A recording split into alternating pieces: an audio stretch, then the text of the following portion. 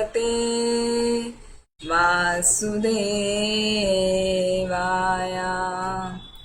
ॐ नमो भगवते वासुदेवाय। ॐ नमो भगवते वासुदेवाय। नारायणं नमस्कृत्यं नरं चैव नरोत्तमं देवीं सरस्वतीं व्यासं ततो जयमुदीरयेत्। नष्टप्रायेषु भद्रेषु नित्यं भागवत सेवया भगवती उत्तमा श्लोके भक्तिर्भवती नष्टकिः। हरे कृष्ण। आप सभी का एक बार फिर हार्दिक स्वागत है आज श्रीमद् भागवतम कथामृतम में।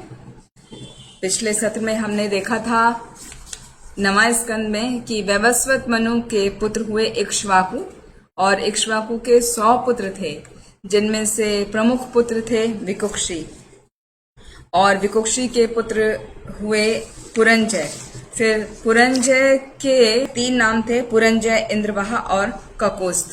और उनके 8वीं पीढ़ी में कुवलाश्व का जन्म हुआ था, और कुवलाश्व के 7वीं पीढ़ी में युवनाश्व का जन्म हुआ था। फिर युवनाश्व की कथा हमने पिछली बार सुनी थी कि किस प्रकार युवनाश्व के उदर से पुत्र का जन्म हुआ था। युवनाश्व राजा था, तो वो किस प्रकार उसने एक पुत्र को जन्म दिया जिसका नाम पड़ा मानधाता। तो वो हम पिछले वाले एपिसोड में सुन सकते हैं, पूरा डिटेल में वर्णन किया गया है। युवनाश्व के पुत्र मानधाता हुए, जो कि इंद्रदेव ने, उनकी माता नहीं थी क्योंकि राजा ने ही उनको जन्म दिया था, राजा के ही उदर से उनका जन्म हुआ था। यज्ञ में जो जल तैयार किया गया था उनको उनकी पत्नी को देने के लिए कि उनकी पत्नी उस जल को पिएंगी और वो उससे उनको पुत्र की प्राप्ति होगी। लेकिन रात में ही उनको बहुत तेज प्यास लगी युवनाशु को, और अनजाने में ही वो जल पी गए थे। तो वो जल अभिमंत्रित था, इतना प्रभावशाली था, यज्ञ का करा हुआ प्रतिफल जल था वो। तो उसके प्रभाव से राजा ने पुत्र को जन्म दिया। अभी राजा ने पुत्र को जन्म दिया था तो उनकी कोई माता नहीं थी, माता को धाता भी कहा जाता है, हाँ, संस्कृत में। तो धाता नहीं थी, तो उनको पुत्र को जो वो अमृत है उसका पान कराया था, और वो बहुत ही जल्दी से बड़े हो गए थे। तो वो अमृत से उनका पालन पोषण हुआ, इसलिए उनका नाम पड़ा मानधाता। कि मैं, इंद्र बोले कि हाँ मैं तुम्हारी माता बनूंगा, मैं तुम्हारी माता बनूंगा, तो माम धाता, तो इस प्रकार उनका नाम पड़ा था मानधाता। तो वही मानधाता के अब आगे हम वंशज देखेंगे आज के चैप्टर में, चैप्टर 7। मानधाता के मुख्य 3 पुत्र हुए। उनकी पत्नी का नाम था बिंदुमती, और उनके मानधाता के 3 मुख्य पुत्र हुए, अम्बरीश, पुरुकुत्स और मुचुकुंद। मुचुकुंद की कथा फिर हम आगे सुनेंगे। अम्बरीश के पुत्र हुए यौवनाश्व, ये युवनाश्व से अलग हैं, ये यौवनाश्व हैं, और उनके पुत्र हुए हारीत। फिर पुरुकुत्स का विवाह हुआ नर्मदा से, जो सर्पगण, जो सर्पों का वंश है, उनकी बहन है नर्मदा। तो उससे पुरुकुत्स का विवाह हुआ, और उससे त्रसदस्यु, अनरण्य, फिर हरियश्व, मतलब ये एक एक के पुत्र बता रहे हैं। जैसे पुरुकुत्स से का पुत्र हुआ त्रसदस्यु, त्रसदस्यु का पुत्र अनरण्य, अनरण्य का पुत्र हरियश्व, फिर उनका प्राणूण, उनका पुत्र त्रिबंध, उनका पुत्र सत्यव्रत। सत्यव्रत या उसको त्रिशंकु के नाम से भी जाना जाता है। और त्रिशंकु के पुत्र हुए हरिश्चंद्र। तो ये मानधाता के 7वीं पीढ़ी में त्रिशंकु का जन्म हुआ, जो कि सत्यव्रत के नाम से भी जाने जाते हैं। और इनके जो कार्य हैं बड़े ही विचित्र हैं त्रिशंकु के। इन्होंने क्या क्या कार्य किए थे विचित्र, कि एक बार किसी ब्राह्मणी की पुत्री का विवाह हो रहा था, तो उस ब्राह्मणी की पुत्री को वो अपहरण करके ले आए त्रिशंकु।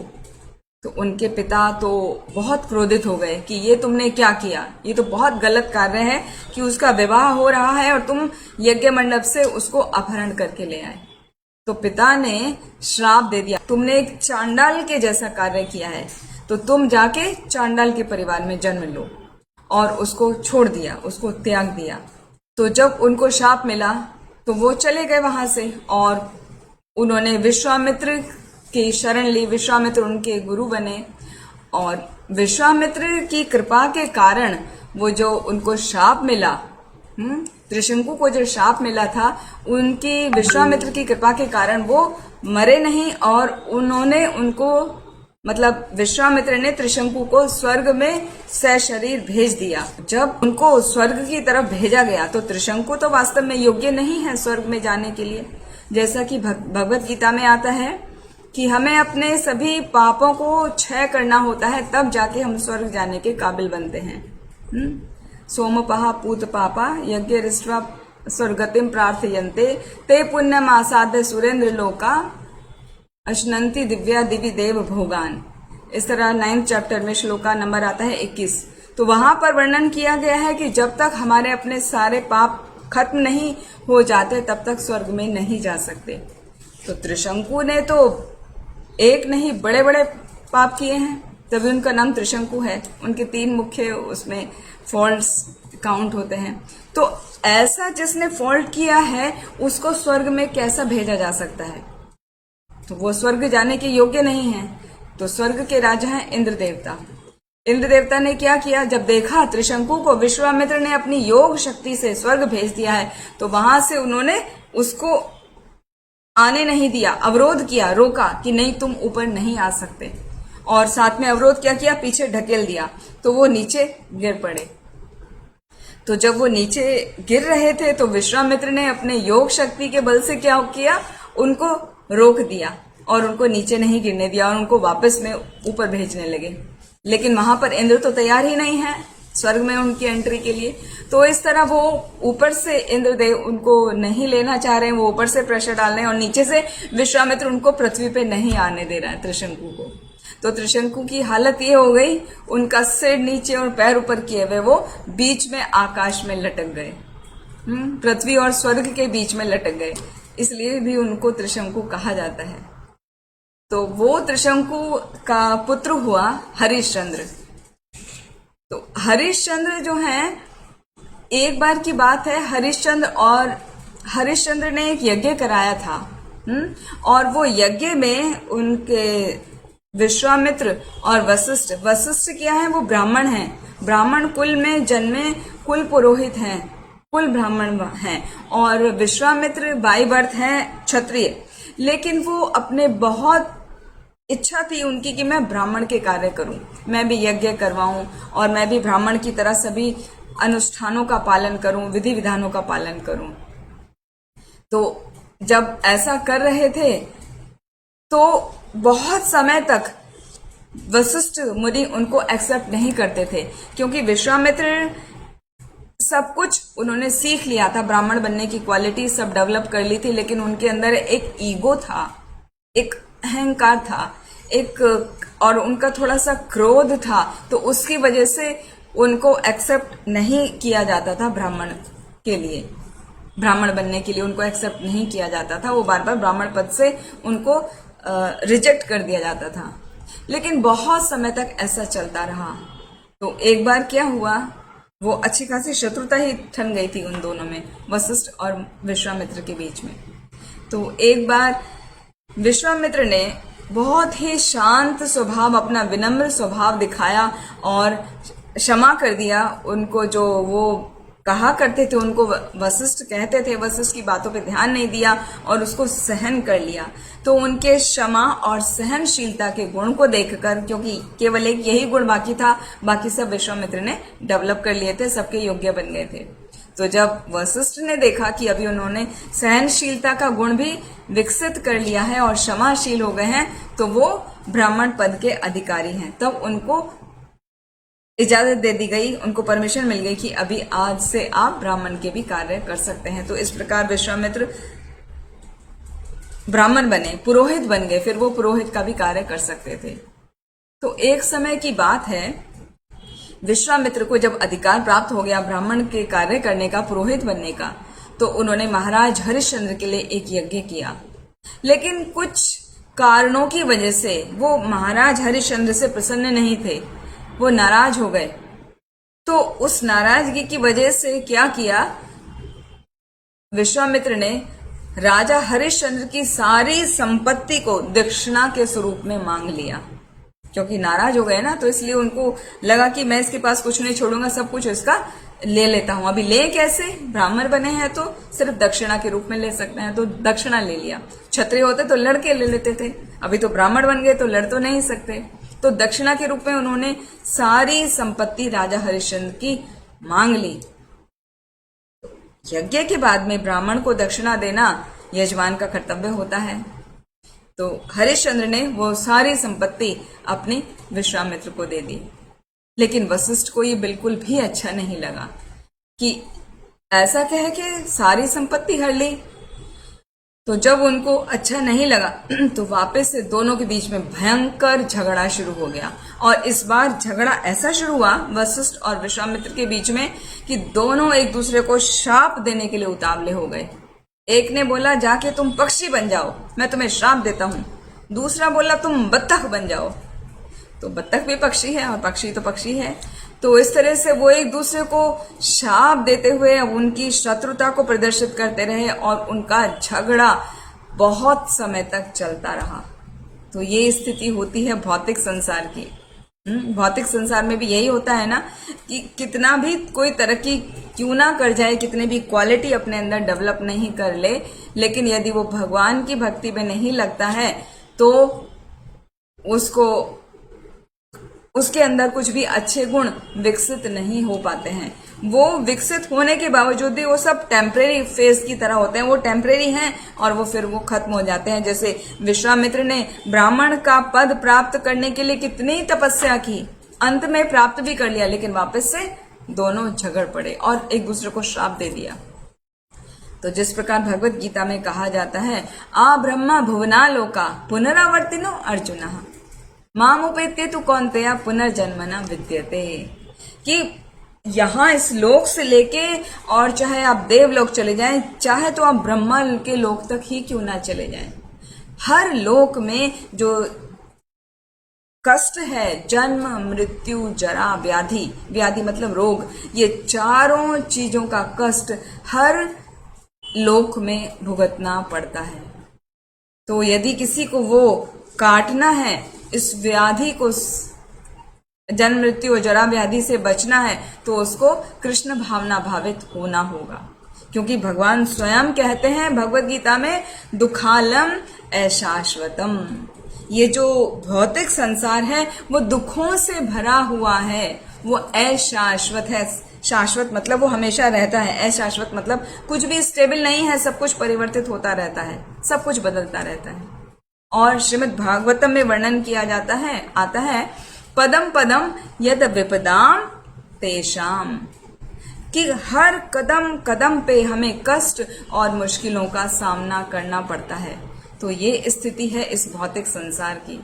तो इसका उपाय शास्त्रों में बताया गया है, श्रीमद् भागवतम में ही बताया गया है। श्रील प्रभुपाद ने इसका वर्णन किया है कि जब मनुष्य कृष्ण भावना भावित हो जाता है, जो हरे कृष्ण महामंत्र के जप से, कीर्तन से होना संभव है, तो वो जप और कीर्तन करते हुए वो इस मटेरियल जो भौतिक संसार है इससे वो बाहर निकल सकता है। और ये भगवान के नाम का कीर्तन ही इस समाज के लिए सबसे बड़ी उपलब्धि है, बस ये हमको समझना है। तो जब कोई ऐसा करता है तो इससे निकल सकता है बाहर, वरना कोई तरीका नहीं है। जैसे हम देख रहे हैं यहाँ बड़े बड़े महान ब्राह्मण, महायोद्धा तो नहीं कह सकते, लेकिन महारथी हैं, वो भी आपस में युद्ध कर रहे हैं। तो ऐसा बहुत समय तक युद्ध चलता रहा, उनका आपस का झगड़ा चलता रहा। तो एक बार की बात है, राजा हरिश्चंद्र को कोई पुत्र की प्राप्ति नहीं हुई थी। तो पुत्र प्राप्त ना होने की वजह से वो बहुत ही उदास, दुखी, खिन्न रहते थे। तो एक बार उन्होंने नारद मुनि से परामर्श किया कि मुझे पुत्र की प्राप्ति कैसे हो सकती है। तो नारद मुनि ने उनको बताया कि आप वरुण देव के पास जाइए, उनसे याचना कीजिए। तो ऐसा ही हरिश्चंद्र ने किया, वो वरुण देव के पास गए और उनसे कहने लगे कि हे प्रभु, मुझे कोई भी पुत्र की प्राप्ति नहीं हुई है, कृपया करके मेरी इच्छा को पूरी कीजिए, मुझे पुत्र प्रदान कीजिए। और यदि आप मुझे कृपा करके पुत्र देंगे तो मैं आपको उसी पुत्र की बलि स्वरूप उसको मैं आपको ऑफर कर दूंगा, चढ़ा दूंगा। तो वरुण देव प्रसन्न हो गए, उन्होंने आशीर्वाद दिया, एवं अस्तु। ये सब पहले हुआ करता था उस टाइम पीरियड में, जो मानव की बलि भी स्वीकार की जाती थी, ये उस समय की बात है। तो वरुण देव ने स्वीकार कर लिया और उसको आशीर्वाद दिया। तो वरुण देव के आशीर्वाद से महाराज हरिश्चंद्र के यहाँ पुत्र ने जन्म लिया और उस पुत्र का नाम रखा गया रोहित। और जब उसका जन्म हो गया, पुत्र उनको प्राप्त हो गया, पुत्र रत्न की प्राप्ति हो गई, तो वरुण देव हरिश्चंद्र के पास आए और कहने लगे कि देखो अब तो तुम्हें पुत्र रत्न की प्राप्ति हो गई है, तो अपने वचन के अनुसार आपको इस पुत्र की बलि मुझे देनी चाहिए। अभी हरिश्चंद्र को लगा ये क्या, अभी तो मुझे पुत्र की प्राप्ति हुई है, अभी अभी मैं तुरंत कैसे अपने पुत्र को दे सकता हूं। तो वो उनसे प्रार्थना करने लगे कि अभी तो इसका जन्म हुआ है और जन्म के 10 दिन के बाद ये जो बलि है, बलि पशु, हाँ बलि पशु स्वरूप ही है ना, क्योंकि उसकी फिक्स हो गया है कि उसको बलि देना ही है, तो ये बलि के लिए 10 दिन के बाद उपयुक्त होगा जब वो शुद्ध हो जाएगा, अभी वो शुद्ध नहीं है। तो वरुण देव चले गए, ठीक है। 10 दिन बीत जाने के बाद में वरुण देव वापस आए और वो कहने लगे कि अभी 10 दिन पूरे हो गए हैं, अब आपको यज्ञ करना चाहिए और यज्ञ में बलि देना चाहिए। तो हरिश्चंद्र कहने लगे कि अभी तो ये बहुत छोटा है, जब इसके दांत उग आएंगे तो ये बलि के लिए शुद्ध बन जाएगा, तो आप जरा थोड़ा इंतजार करिए और इसके दांत आने का वेट करिए। तो वरुण देव वहां से चले गए, उन्होंने इंतजार किया, बच्चे के जो मिल्क टीथ आते हैं ना उनका, वो सब निकलने तक उन्होंने इंतजार किया। तो जब उसके मिल्क टीथ सब आ गए तो वरुण देव वापस से वहां पर आ पहुंचे और पूछने लगे कि अब तो ये बलि के लिए जो तैयार है, हाँ वो उसके अभी दांत भी उग आए हैं, तो अब तो कम से कम शीघ्र ही तुम यज्ञ की व्यवस्था करो और इसकी बलि दो। तो हरिश्चंद्र बड़ा आनाकानी करने लगे, बोले अभी तो बहुत जल्दी है, आप एक काम करिए कि इसके दूध के दांत गिर जाने दीजिए, जब इसके दूध के दांत गिर जाएंगे तब हमें यज्ञ करना चाहिए, तब आप आ जाइए। उस समय वरुण देव वहां से चले गए कि ठीक है कोई बात नहीं, मैं तभी आ जाऊंगा जब इसके दूध के दांत गिर जाएंगे। तो वरुण देव चले गए। तो अब कुछ समय के बाद जब उस बच्चे के दूध के दांत गिर गए, सब परमानेंट टीथ आ गए हैं, उसके परमानेंट टीथ जो कभी नहीं गिरते, तो वो परमानेंट टीथ आ गए। तो वरुण देव भी उनसे मिलने आए फिर हरिश्चंद्र से और कहने लगे कि अब तो तुम्हें यज्ञ करना ही चाहिए, अब तो समय हो गया है, इसके दांत भी आ गए हैं। तब तक क्या हुआ, हरिश्चंद्र को अपने पुत्र से और अधिक आसक्ति हो गई। तो हरिश्चंद्र कहने लगे कि अभी तो बहुत जल्दी है, अभी तो ये बालक है, इसको बहुत कुछ सीखना है, ये क्षत्रिय है तो इसको क्षत्रिय में शत्रु के साथ कैसे युद्ध करना चाहिए, अपनी रक्षा कैसे करनी चाहिए, वो सब जब ये सीख लेगा तभी उसके लिए शुद्ध माना जाएगा, बलि के लिए शुद्ध माना जाएगा, तब आप आइए, इसको अपना कार्य तो सीखने दीजिए। उनको अपने पुत्र के प्रति बहुत ही पितृभाव, हाँ प्रेम उमड़ पड़ा था। तो ऐसा सुन के वो तो चले गए, वरुण देव तो चले गए, लेकिन उनका पुत्र अभी तो सयाना हो रहा है ना, वो समझ गया कि उसका जो जन्म हुआ है वो इस शर्त के साथ हुआ है कि जब उसका जन्म हो जाएगा तो उसकी बलि वरुण देव को दी जाएगी। तो उसको लगा कि मेरी मृत्यु तो निश्चित है, तो अब मुझे अपनी सुरक्षा स्वयं करनी चाहिए, क्योंकि पिता तो उस शर्त से बंधे हुए हैं। तो वो उन्होंने इतना इंतजार तो करा, लेकिन और कितना करना पड़ेगा, तो अभी मेरा बचाव किसी प्रकार नहीं हो सकता, तो मुझे अपनी रक्षा स्वयं करनी चाहिए। तो ऐसा सोचकर रोहित अपना धनुष बाण लिए बिना किसी को बताए जंगल की ओर चला गया और उस जंगल में जाकर अपना गुजर बसर करने लगा। जंगल में जब वो रह रहा था तो कुछ दिन के बाद उसे समाचार मिला कि उसके पिता हरिश्चंद्र को जलोदर रोग हो गया है। जलोदर रोग होता है हाइड्रोप्सी, जिसमें पेट फूल जाता है, पूरा पानी भर जाता है उसमें। क्योंकि वरुण देव पानी के देवता है ना, जल के देवता है, तो उनको रुष्ट कर दिया तो जलोदर रोग उनको हो गया हरिश्चंद्र को। तो उनका पेट बहुत फूल गया। जब रोहित को पता चला ऐसा हो गया है, तो उसने सोचा कि मुझे घर चलना चाहिए, अपने पिता की रक्षा करनी चाहिए, मेरी वजह से उनको पनिशमेंट मिल रहा है। लेकिन इंद्रदेव वहां पर एक ब्राह्मण का वेश बनाकर आ गए और उसको घर जाने से रोक दिया। उसको कहा कि आपको तीर्थाटन करना चाहिए, तीर्थों की यात्रा करिए और पुण्य को अर्जित करिए, उससे आपके पिता का स्वास्थ्य ठीक हो जाएगा, आपको घर जाने की आवश्यकता नहीं है। तो इस प्रकार इंद्र ने उनको आज्ञा दी, रोहित को आज्ञा दी। तो इंद्र की आज्ञा को सुनकर रोहित ने पूरा 1 वर्ष विभिन्न विभिन्न तीर्थ स्थलों में भ्रमण किया और दर्शन किया। और अगले वर्ष जब वो जाना चाह रहा था, फिर वापस यही हुआ, इंद्रदेव ने उनको रोक दिया और कहा कि आप तीर्थाटन करो। तो ऐसा 1 बार नहीं, 2 बार नहीं, 3 बार नहीं, 5 बार हुआ। 5 वर्षों तक जब भी वो जाने की इच्छा करता रोहित अपने घर, इंद्रदेव वहां पर प्रकट हो जाते ब्राह्मण के रूप में और उसको रोक देते कि तुम्हें जाके तीर्थ स्थलों का भ्रमण करना चाहिए, पुण्य अर्जित करना चाहिए। तो 5 वर्ष तक तो उसने ऐसा किया। लेकिन 6ठे वर्ष उसने ठान लिया कि अब मेरे पास कोई भी आएगा मुझे कुछ भी कहने के लिए, मैं नहीं रुकूंगा, मैं अपने पिता के पास जाऊंगा। तो जब वो जा रहा था तो रास्ते में उसे अजीगर्द नाम का एक व्यक्ति मिला। तो उसका एक पुत्र है शुनह शेफ, शुनह शेफ के नाम का पुत्र है, उसको उसने खरीद लिया। पहले टाइम में जैसे पशुओं को खरीदा जाता है, इसी तरह जो मानव बलि के लिए बेचे या खरीदे जाते थे ऐसे। तो अजीत गर्द का दूसरे पुत्र जिसका नाम शुनह शेफ था, उसको खरीद लिया रोहित ने और जाके अपने पिता को सौंप दिया कि पिताजी आप इसको यज्ञ बलि के पशु के रूप में इसे ऑफर कर सकते हैं वरुण देव को। उनको सब्स्टिट्यूट मिल गया ना, ऑप्शन मिल गया। तो वहां पर राजा हरिश्चंद्र ने बहुत बड़ा मानवीय यज्ञ का आयोजन किया और आहुति देने के लिए विश्वामित्र को बुलाया। तो विश्वामित्र बने उनके मुख्य पुरोहित और जो यज्ञ में जो मंत्रों का उच्चारण करते हैं वो किया जमदाग्नि ऋषि ने। बहुत सुंदर तरीके से मंत्रों का उच्चारण किया गया और अयास्य ने सामवेद के मंत्रों का उच्चारण किया और वशिष्ठ मुनि जो है वो प्रमुख ब्राह्मण पुरोहित बने रहे। तो जब वो यज्ञ किया जा रहा था और यज्ञ करने के समय जब शुनह शेफ को बलि के लिए वहां पर यज्ञ स्थली में लाया गया, तो वो देवताओं से अपने प्राणों की रक्षा के लिए प्रार्थना करने लगा कि कृपा करके मेरी रक्षा कीजिए। तो देवताओं ने उस पर कृपा की।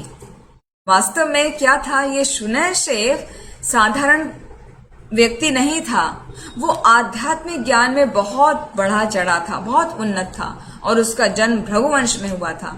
तो इसीलिए उसकी प्रार्थनाओं को देवताओं ने स्वीकार किया और उसकी रक्षा की। उसकी रक्षा की तो उसकी बलि की आवश्यकता ही नहीं पड़ी और वो देवताओं ने उसका नाम रखा देवरात। इस घटना के बाद उसका नाम पड़ गया शुनह शेफ का देवरात। तो उसकी शुनह शेफ की इस देवताओं को प्रसन्न करने वाली प्रक्रिया से हरिश्चंद्र बहुत प्रसन्न हो गए और उन्होंने देवराज इंद्र को एक सोने का रथ दिया, स्वर्णिम रथ दिया। और राजा के सत्य बोलने, सत्यवादिता और सहनशीलता के गुणों को देखते हुए विश्वामित्र ने उन्हें दिव्य ज्ञान प्रदान किया कि इन्होंने कितना सहन किया। इतने वर्षों तक कोई और होता तो भूल भी जाता था, लेकिन इतने वर्षों तक उन्होंने सहन किया, हर परेशानी को झेला और अपने वचन का पालन किया। उन्होंने बोला था मैं अपने पुत्र को बलि में दूंगा, तो उसके लिए सभी कुछ किया। तो इसीलिए विश्वामित्र ने भी प्रसन्न होकर राजा हरिश्चंद्र को दिव्य ज्ञान प्रदान किया, जिसकी सहायता से प्रत्येक मनुष्य जीवन के परम लक्ष्य को प्राप्त कर जाता है और वो ज्ञान है भगवान की भक्ति। तो भगवान की भक्ति का ज्ञान विश्वामित्र ने राजा हरिश्चंद्र को दिया। तो इस प्रकार राजा हरिश्चंद्र वो उद्धार हो गया। और ये जो देवरात हैं, देवरात यानी शुनह शेफ, इसका नाम पड़ा ना देवरात, क्योंकि इंद्र ने प्रसन्न होकर और सभी देवताओं ने प्रसन्न होकर उसकी रक्षा की थी, क्योंकि वो एक बहुत आध्यात्मिक ज्ञान में उन्नत था। अब क्या हुआ, कुछ समय के बाद में देवरात जो बहुत ही आध्यात्मिक ज्ञान में उन्नत है, तो उसको देखकर विश्वामित्र भी बहुत प्रसन्न थे। विश्वामित्र के 100 पुत्र थे, और उनमें से सबसे बीच वाला पुत्र जो था उसका नाम था मधुछंदा। वो सबसे प्रमुख पुत्र था, इसीलिए मधुछंदा के नाम से वो सभी पुत्र कहलाते थे मधुछंद गण। जो विश्वामित्र के 100 पुत्र थे वो सभी कहलाते थे मधुछंद गण, क्योंकि उनका एक पुत्र जो फेमस था मधुचंदा नाम था।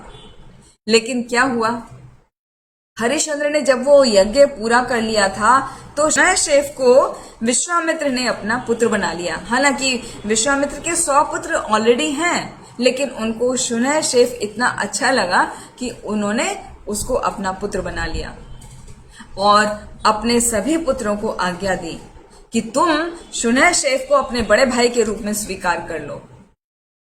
तो ये जो मधुछंदा से बड़े थे सभी 50 भाई, तो उन्होंने तो विश्वामित्र की आज्ञा का पालन नहीं कर दिया, रिफ्यूज कर दिया कि हम आपकी बात नहीं मानेंगे, हम क्यों उसको बड़ा भाई माने।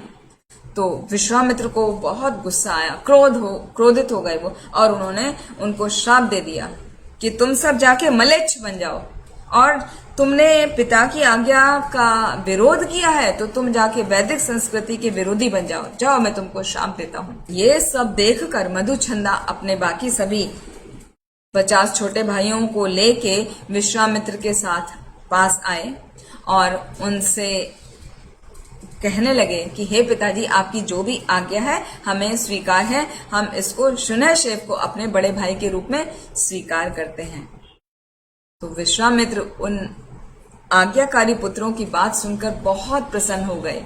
वो कहने लगे कि तुमने मेरी आज्ञा का पालन करके मुझे गर्वित कर दिया है, मुझे बहुत आनंद हो रहा है कि मैं योग्य पुत्रों का पिता हूँ जो मेरी बात का पालन करते हैं। और जाओ, तुमको मेरा आशीर्वाद है कि तुम सब उत्कृष्ट संतानों को उत्पन्न करोगे। तो इस प्रकार मधुछंदा और उससे छोटे सारे भाई ने शनैशेफ को स्वीकार कर लिया। अब बात आती है फिर रोहित की। अब ये रोहित जो हैं, जो हरिश्चंद्र के पुत्र हैं, इनका वर्णन किया गया है, इनकी वंशावली आती है एक लाइन में। पहले वो बता देते हैं, फिर कथा लेके चलेंगे। रोहित के पुत्र हुए हरित, हरित के पुत्र हुए चंप जिन्होंने चंपापुरी नगर का निर्माण किया था। उनके पुत्र हुए सुदेव, फिर उनके विजय, उनके भरूख, उनके पुत्र व्रक, उनके पुत्र बाहुक और उनके पुत्र सगर। तो इस तरह उनकी परंपरा चलती है।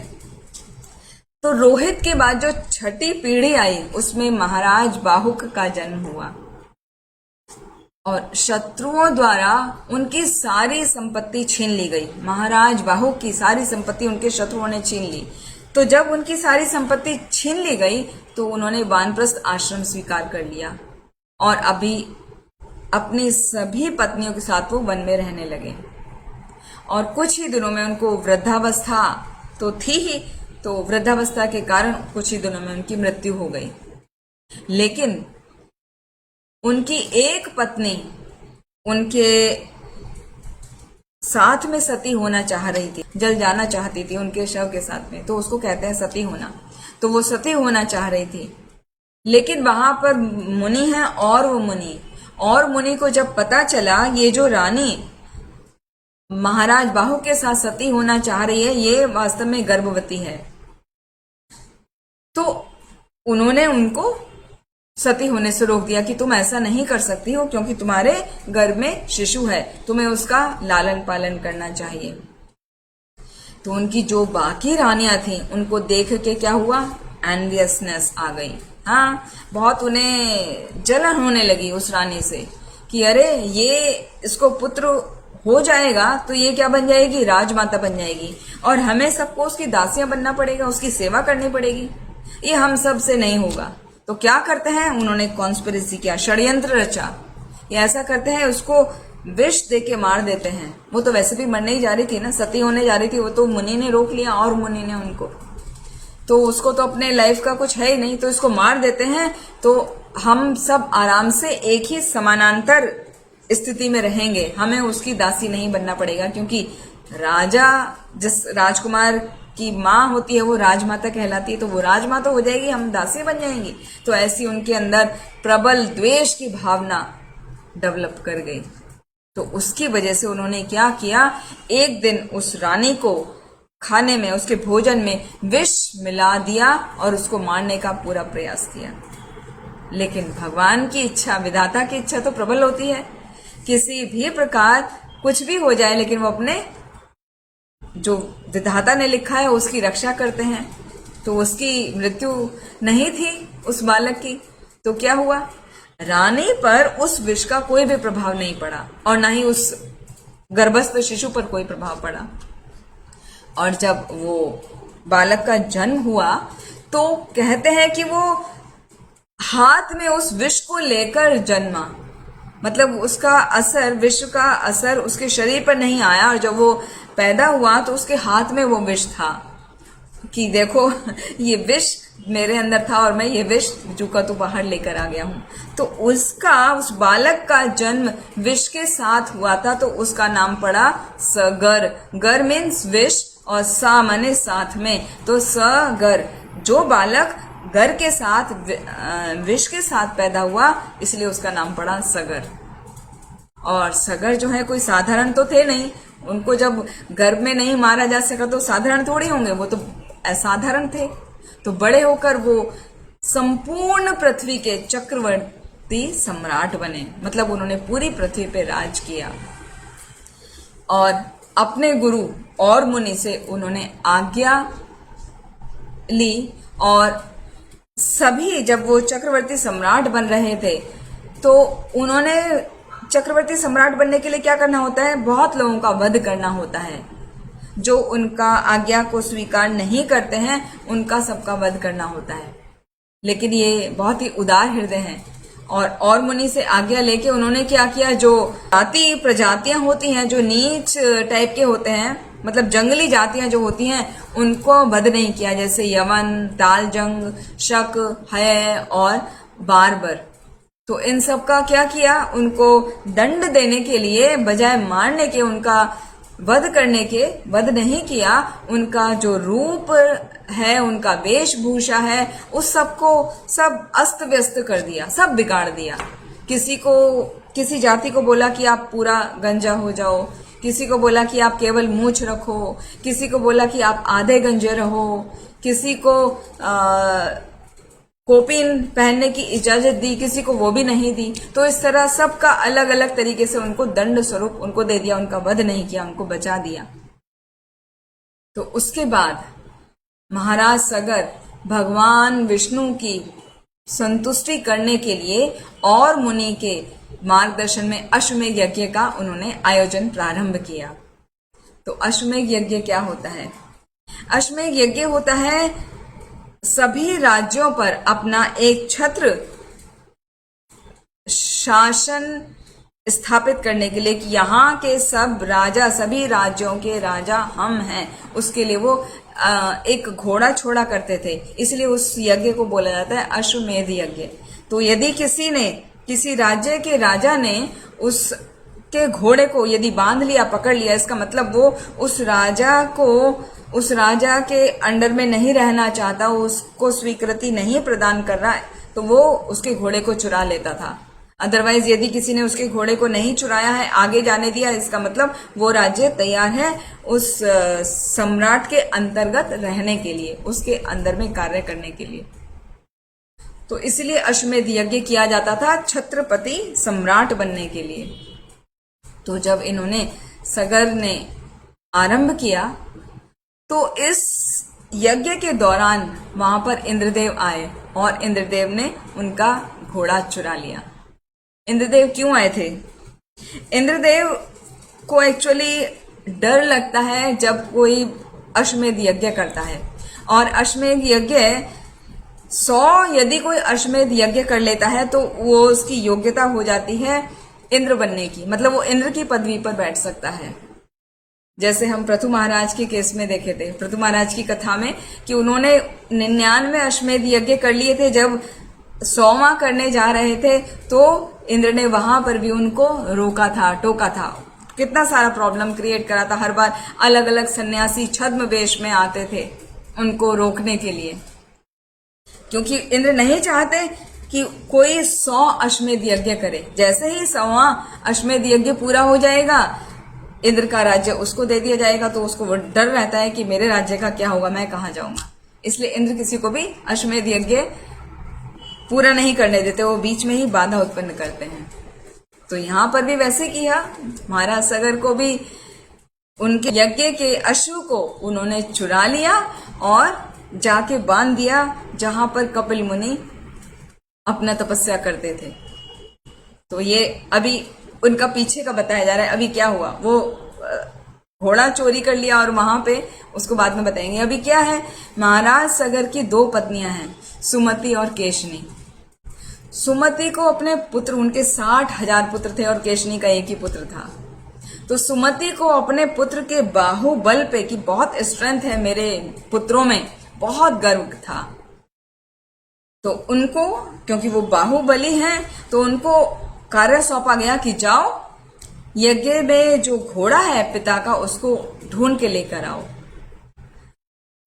तो वो बहुत, उनके अंदर बल है और उन्हें अभिमान भी है, तो वो 10 दिशाओं में खोजने लग गए।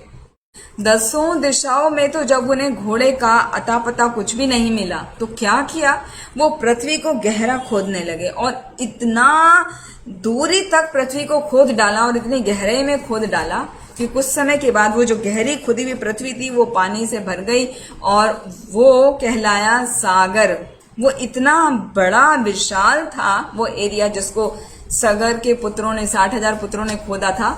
तो उसमें जब पानी भर गया तो वो कहलाया सागर, जो अभी हिंद महासागर, अरब सागर, प्रशांत महासागर के नाम से जाना जाता है। तो ये सागर बनाए थे ये सुमति के 60,000 पुत्रों ने। तो जैसा हमने अभी बताया कि वो इंद्रदेव ने क्या किया था, वो घोड़ा चुरा के कहाँ रखा था, कपिल देव के आश्रम में रख दिया। और कपिल देव कौन है, कोई साधारण मनुष्य थोड़ी है कपिल देव। कपिल जो है ये भगवान विष्णु के अवतार हैं, परम पुरुष के अवतार हैं। तो वो तो स्वयं भगवान है। तो ढूंढते ढूंढते ढूंढते जब वो 60,000 पुत्र कपिल मुनि के आश्रम में पहुंचे और उन्होंने देखा कि उनका घोड़ा वहां पर बंधा हुआ है, तो जोर जोर से चिल्लाने लगे। क्या कहने लगे, ये रहा वो चोर जिसने हमारे यज्ञ का घोड़ा चुराया है। जरा देखो तो इसे, कैसे आंख मूंद कर बैठा है, मानो इसने जैसे कुछ किया ही नहीं। चलो हम सब मिलकर इस पापी को मृत्यु दंड देते हैं, ये मृत्यु दंड का ही अधिकारी है। जब वो ऐसा चिल्ला रहे थे, अपने अस्त्र शस्त्रों को उठा उठा कर, 60,000 एक साथ जब चिल्ला रहे थे राजकुमार, तो कपिल मुनि का जो ध्यान था वो भंग हो गया और वो सब एक साथ कपिल मुनि की ओर दौड़े। तो जब कपिल मुनि ने, उनका ध्यान भंग हुआ, उन्होंने अपनी आंखें खोली, तो सारे के सारे 60,000 राजकुमार वहीं जलकर भस्म हो गए। तो यहाँ पर 2 वृतांत आते हैं।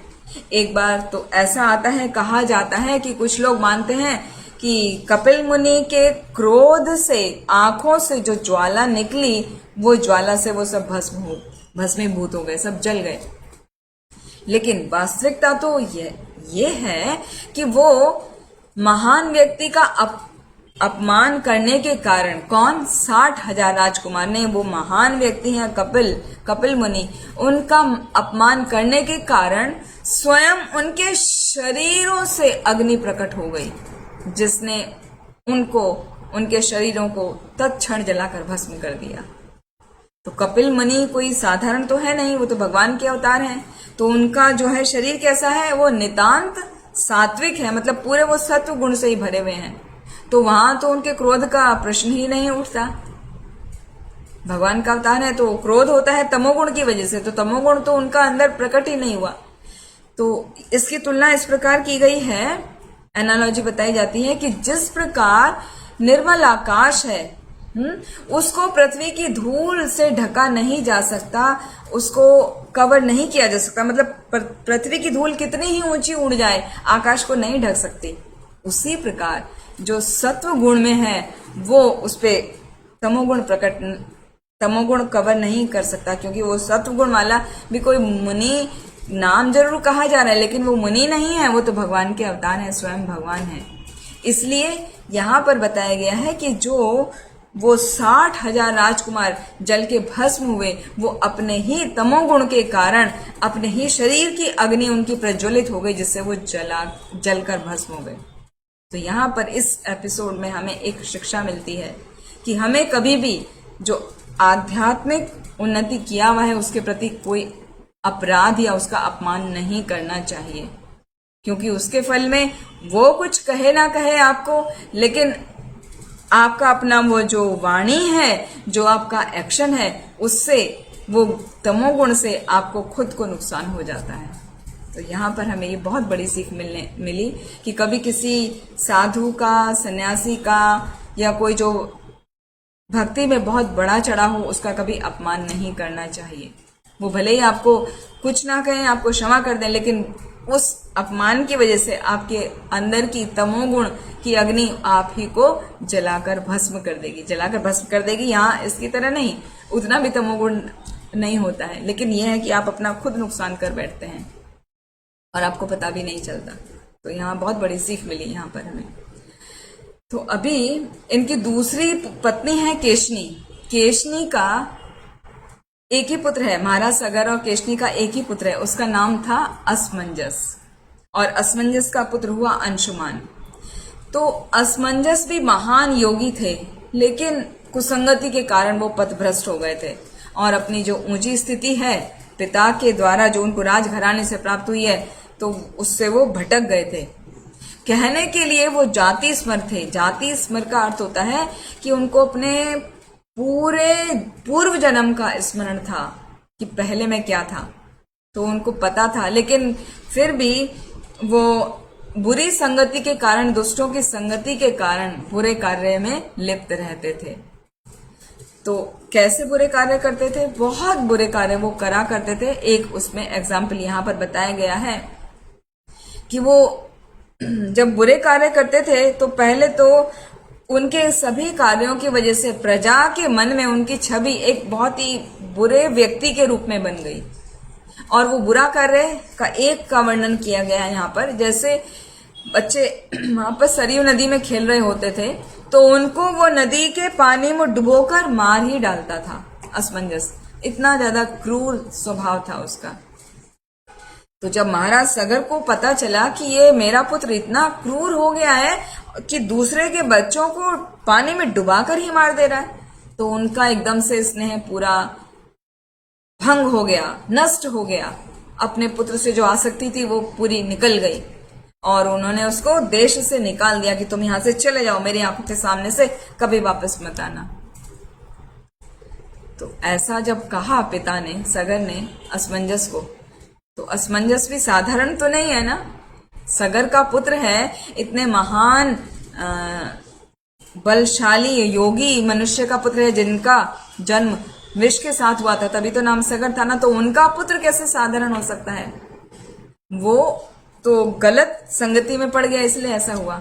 तो उसके पास तो बहुत सिद्धियां थी, तो उसने असमंजस ने योग सिद्धियों का प्रयोग करके वो सभी बालकों को निकाल दिया और सबको जीवित कर लिया।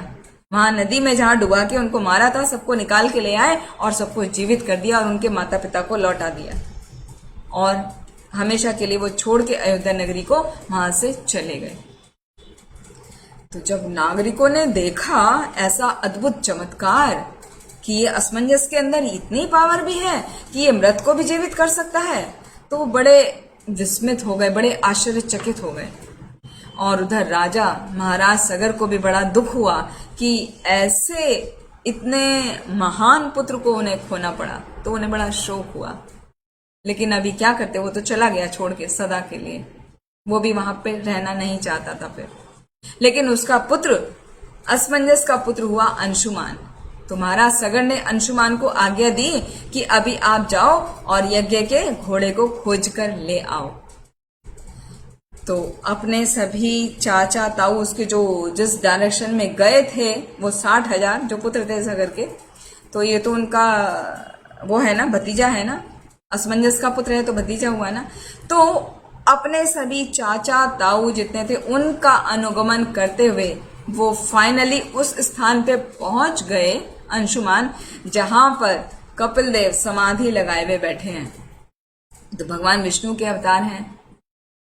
तो जब वहां पर अंशुमान ने देखा कि ये सामने यज्ञ का घोड़ा बंधा हुआ है और पास में ही 60,000 ढेर देखे राख के, तो उसको लगा, समझ में आ गया कि ये कोई बहुत ही उत्तम महान पुरुष हैं। तो सबसे पहले उसने हाथ जोड़कर कपिल को प्रणाम किया और कहने लगे, ना पश्यति त्वां परमात्मनो अजनो न बुध्यते अद्यपि समाने युक्त भी कुतो अपरे तस्य मनः शरीरधि विसर्ग सृष्टा वयम अप्रकाशः। इसका अर्थ है कि हे भगवान, आप ध्यान और मानसिक कल्पनाओं के दायरे से पूरी तरह परे हैं। इसीलिए ब्रह्मा जी जैसे महान देवता भी आपकी स्थिति को भली भांति समझने में अक्षम है, मतलब वो नहीं समझ सकते, ब्रह्मा और महान देवता भी। फिर हम जैसे तुच्छ प्राणियों का तो कहना ही क्या, जो ब्रह्मा जी की सृष्टि का एक छोटा सा अंश मात्र है। हे भगवान, यद्यपि आप हम सबके हृदय क्षेत्र में विराजमान रहते हैं, फिर भी आपकी भौतिक शक्ति के प्रभाव से भ्रमित होकर हम आपको देख नहीं पाते। भगवान की भौतिक शक्ति है ना, भगवत गीता में आता है, देवी ही ऐशा गुणमयी मम माया दुरत्यया। जो भगवान की माया शक्ति है वो इतनी प्रभाव डालती है कि उसकी वजह से तीनों गुणों के अंतर्गत हम भगवान का असली स्वरूप को नहीं जान पाते। तो वही यहाँ पर बता रहे हैं कि हम केवल प्रकृति के 3 गुणों द्वारा किए जाने वाली क्रियाओं या प्रतिक्रियाओं को ही देखते हैं, आपको हम दर्शन नहीं कर पाते। लेकिन अद्य न सर्वभूतात्मन काम कर्म इंद्रिय आशयः मोहोपाशो दृढ़ छिन्नः भगवन् तव दर्शनात्। अर्थात, हे समस्त प्राणियों के स्वामी भगवान, हम आपके आज दर्शन मात्र से ही पवित्र हो गए हैं। मेरी अपने लिए बोल रहे हैं कि मेरी सभी काम इच्छाएं नष्ट हो गई हैं और जो भौतिक संसार का जो भ्रम है वही मूल का कारण है, वो मेरा आज नष्ट हो गया है। तो इस प्रकार वो प्रार्थना कर रहा है, उनको ग्लोरीफाई कर रहा है कपिल देव को। तो सुखदेव गोस्वामी यहाँ कह रहे हैं परीक्षित महाराज को कि इस प्रकार स्तुति किए जाने पर भगवान कपिल प्रसन्न हो गए और अंशुमान पर कृपा करते हुए बोलने लगे। पहले तो उनको दिव्य ज्ञान प्रदान किया, हाँ, भगवान क्या है, भक्त क्या है, उनकी स्थिति क्या है, वो सब उनको बताया।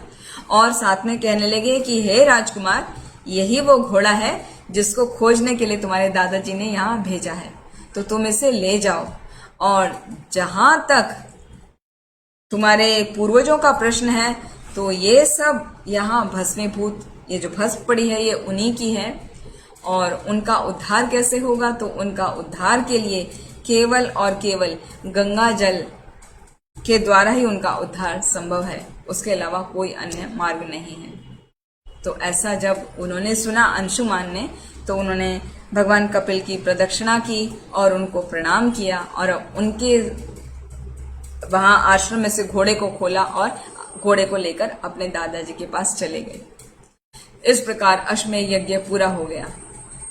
और उसके बाद में और मुनि हैं, और मुनि ने उनके निर्देश अनुसार महाराज सगर ने अपना राज्य अंशुमान को सौंप दिया और महाराज सगर स्वयं वानप्रस्थ आश्रम स्वीकार करके जंगल में चले गए। तो इस प्रकार महाराज अंशुमान ने बहुत समय तक दीर्घ तपस्या की और अपने चाचा ताऊ उनका उद्धार करने के लिए गंगा को पृथ्वी पर लाने का उन्होंने पूरा प्रयत्न किया, भरसक प्रयास किए, लेकिन वो इस कार्य में सफल नहीं हो सके। फिर अंशुमान का पुत्र हुआ दिलीप। दिलीप ने भी बहुत तपस्या की कि गंगा को किस प्रकार पृथ्वी पर लाया जाए, लेकिन उनको भी सफलता हाथ नहीं लगी। फिर दिलीप के पुत्र हुए भागीरथ। लेकिन भागीरथ ने जब तपस्याएं की तो घोर तपस्याएं की, और उनकी तपस्या से गंगा मैया प्रसन्न हो गई, और गंगा मैया ने प्रसन्न होकर दर्शन दिया। महाराज दिलीप के पुत्र भागीरथ से प्रसन्न हो गई। भागीरथ की तपस्या से गंगा मैया प्रसन्न हो गई, और उनको प्रसन्न होकर गंगा मैया ने कहा कि मैं तुम्हारी तपस्या से बहुत ही ज्यादा प्रसन्न हूँ, जो तुम वर मांगना चाहते हो अपना मनचाहा वर मांग लो।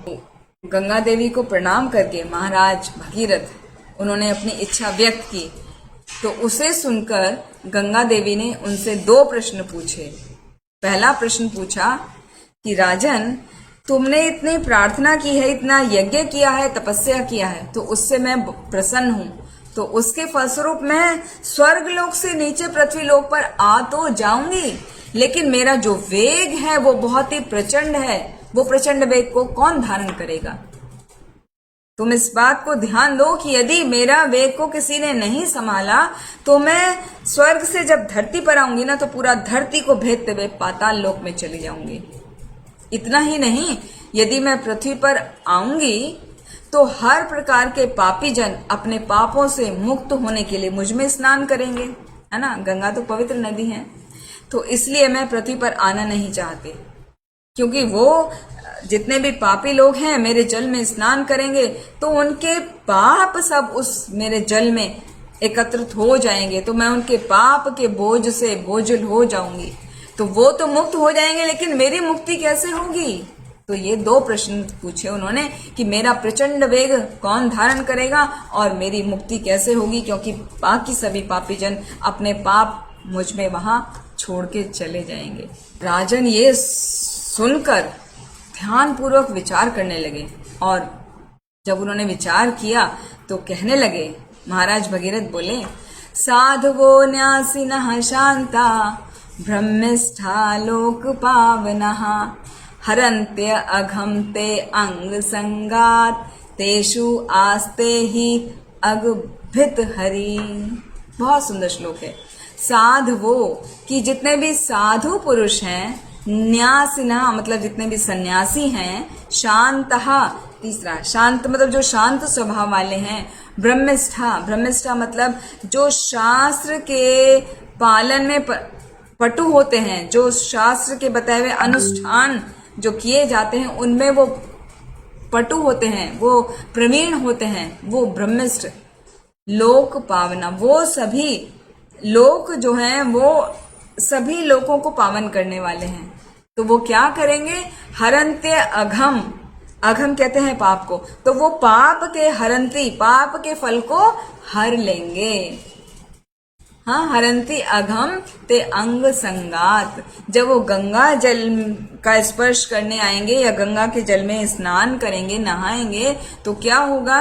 ये साधु, ये सन्यासी, ये शांत पुरुष, ये ब्रह्म में निष्ठ, जो शास्त्र और उसके अनुष्ठान में पटु हैं और जो लोक को पावन करने वाले हैं, वो सभी उस गंगा के जल में जब स्नान करेंगे तो तेषु आस्ते ही अगभित हरिहि, वो तुरंत ही वो जो पाप बाकी लोग उसमें छोड़ कर गए हैं वो सब उस पाप को हर लेंगे।